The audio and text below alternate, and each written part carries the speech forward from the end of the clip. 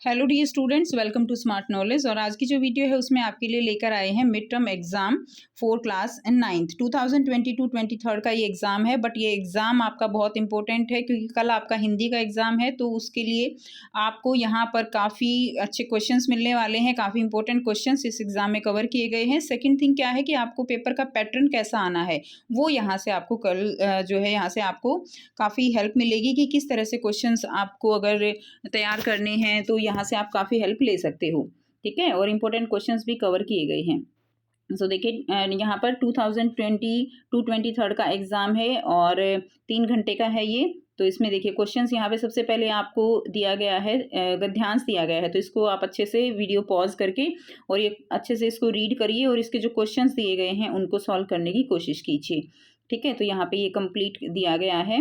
उसके बाद नेक्स्ट देखिए, यहाँ पे आपको व्याकरण के कुछ क्वेश्चंस दिए गए हैं। प्रयुक्त उपसर्ग क्या है, प्रत्यय क्या बताने हैं, तो यहाँ से आप इसको कर सकते हो। उसके बाद आपको समास जो है वो दिए गए हैं।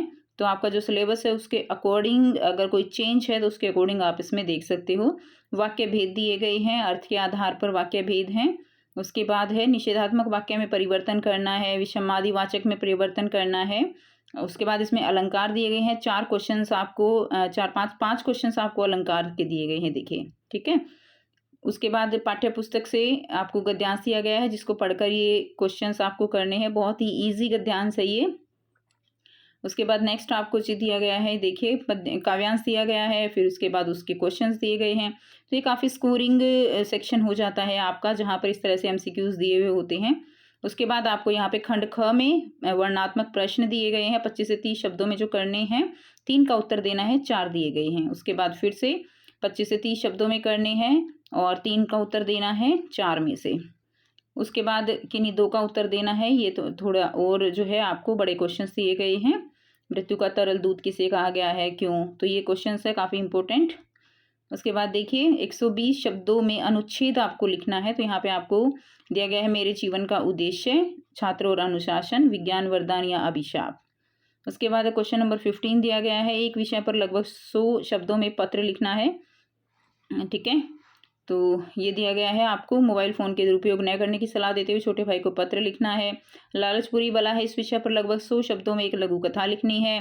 स्ट्रीट लाइट की समस्या के समाधान का सुझाव देते हेतु संबंधित बिजली अधिकारी को लगभग 100 शब्दों में एक ईमेल लिखना है।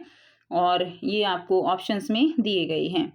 तो ये था बच्चों कंप्लीट पेपर, और आई होप आपके लिए ये काफ़ी बेनिफिशियल रहेगा। अगर इसको आप करते हो तो पैटर्न पता चलेगा, कुछ इंपॉर्टेंट क्वेश्चन कवर होंगे और किस तरह से आपकी कितनी तैयारी है। सबसे मेन बात क्या है ना कि आपने सारा अच्छे से कर लिया है।